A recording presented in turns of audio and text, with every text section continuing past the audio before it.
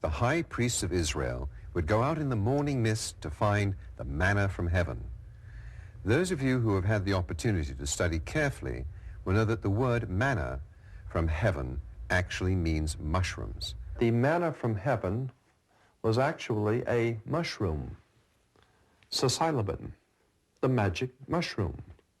And there's many books have been written about the subject of the magic mushroom in the Middle East, and I think we all know that in the Middle East there is the problem with hashish for thousands of years, and the drugs have been floating around the Middle East for thousands of years.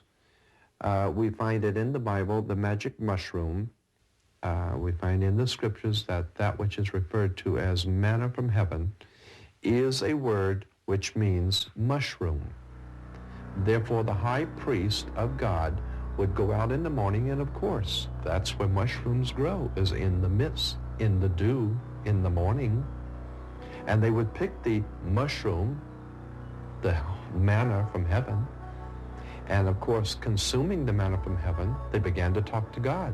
In the book, The Sacred Mushroom and the Cross, Mr. John Allegro, who was commissioned by the State of Israel for research, substantiates the taking of the magic mushroom by the ancient Semitic fertility cults in their sex worship, which predated and influenced modern-day Judaism. As we see pictured here, a drawing of the high priest of Israel. This is what the high priest of Israel looked like. You will notice that he is wearing a peculiar headdress. The headdress is because of the manna from heaven that the high priest consumed in their worship. The Hebrew god El was in fact a more ancient Semitic god, Saturn. And that's brought out very well for us here in Archive Orientali. Here we find in this excellent article that the Star of David, the hexagram, is actually the star of Saturn. And that's why today Hebrews worship on Saturday, Christians worship on the sun's day, God's sun, the light of the world. And there's still a disturbance among religious circles today as to what the correct day of worship is the Saturday or Sunday. Well, it just depends on whether you're worshiping Saturn, the old ancient Hebrew god, or the Son of God, the light of the world, on Sunday. It really doesn't make much difference. It's all Egyptian. If you go back not to the Bible, not to Genesis, but to the most ancient writings in the world, the Bhagavad Gita, the Vedas, the Upanishads, the Rig Veda, you will find that in the ancient nations of the world, they had all the same identical stories. They had the story of the young boy that was swallowed by the great fish because he didn't do what he was supposed to do. They had the story of Nemo.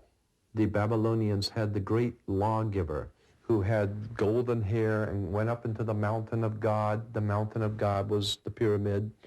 He went up into the great mountain of God, and he received the great law, which becomes known as the law of Hammurabi, the great law of Hammurabi.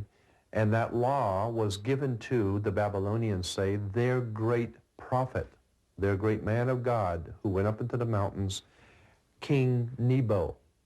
King Nebo, the great lawgiver, who comes down from the mountain with the tablets of stone and gives the great law to the Babylonian people. Now, of course, the Egyptians picked that up, and you will find that in Egyptology, the Egyptians had the same story. But their great lawgiver was called Meses.